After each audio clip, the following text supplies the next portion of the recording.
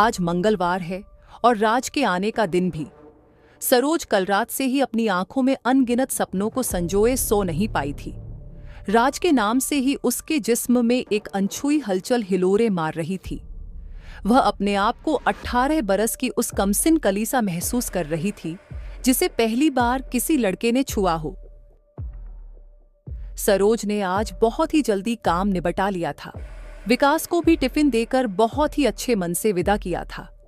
विकास के साथ सरोज की शादी 10 साल पहले हुई थी। उन्होंने सरोज को 2 प्यारे प्यारे बच्चे उस उपहार के रूप में दिए थे जिसका मोल वह कभी नहीं चुका सकती थी।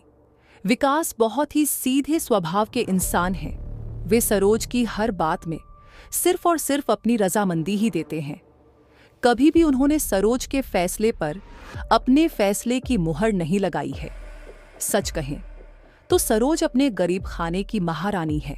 इस सब के बावजूद बस एक यही बात सरोज को बेचैन कर देती है कि विकास को तो बच्चे हो जाने के बाद उससे दूर होने का बहाना मिल गया था।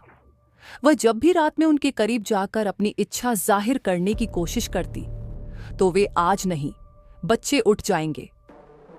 फिर कभी कहकर सरोज को बड़ी ही सफाई से मना कर देते थे।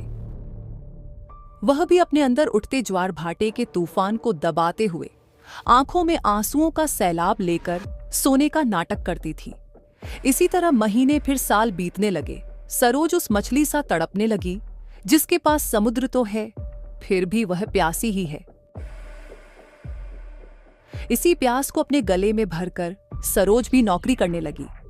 समय अपनी रफ्तार से चलता रहा और वह और ज्यादा प्यास से तड़पने लगी। राज सरोज के सीनियर थे और अपनी हर बात उससे शेयर करने लगे थे।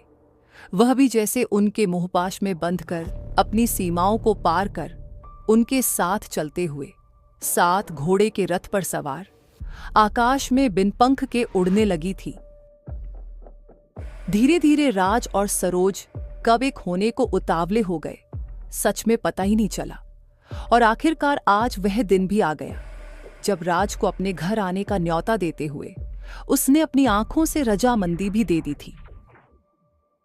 आज सरोज ने छुट्टी ले ली थी और राज आधे दिन की छुट्टी लेकर उसके घर आ जाएंगे।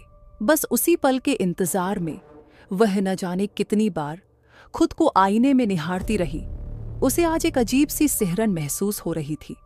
सरोज आज उस कुएं में खुद को विलीन करने जा रही थी जिसके पनघट पर उसका कोई हक नहीं था, पर वह आज जी भरकर उस कुएं का पानी पीना चाहती थी।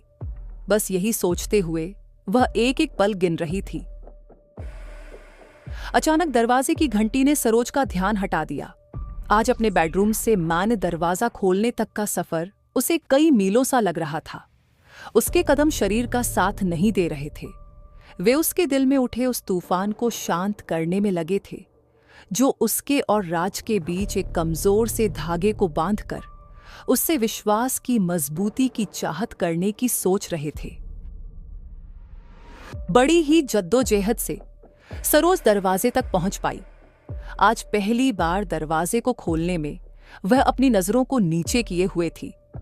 वह पाप पुण्य के बीच अपनी उस प्यास को महसूस कर रही थी जिसकी बेचैनी उसे जीने नहीं दे रही थी। सरोज ने धड़कते दिल से दरवाजा खोला। देखा कि सामने विकास हाथ में गजरा लिए मुस्कुराते हुए खड़े थे। क्या सरोज इतनी देर से घंटी बजा रहा था? क्या कर रही थी? सरोज कुछ बोल पाती इसके पहले ही विकास ने उसे अपनी बाहों में भर लिया। उसके बालों को गजरे से सजाते जाते वे धीरे से कानों में फुसफुसाने लगे। अच्छा हुआ जो तुमने आज छुट्टी कर ली। मैं कल से ही तुम्हें सरप्राइज देने की सोच चुका था। आज मैं पूरा दिन सिर्फ और सिर्फ तुम्हारे मुताबिक जीना चाहता हूं और तुम्हारी सारी शिकायतें भी तो दूर करनी है। सरोज सपनों की दुनिया से बाहर आ गई और अपने उस फैसले पर पछताने लगी जो आज उसके और विकास के विश्वास को तोड़ते हुए उसे उस पल भर के सुख के बदले आत्मग्लानि के अंधे और सूखे कुएं में गिराने वाला था। सरोज विकास की बाहों से खुद को मुक्त करके उस अंधेरे को फोन करने जाने लगी जो उसे अपने खुशहाल परिवार की रोशनी से दूर करने वाला था। और वह अंधकार भी सरोज ने ही तो चुना था।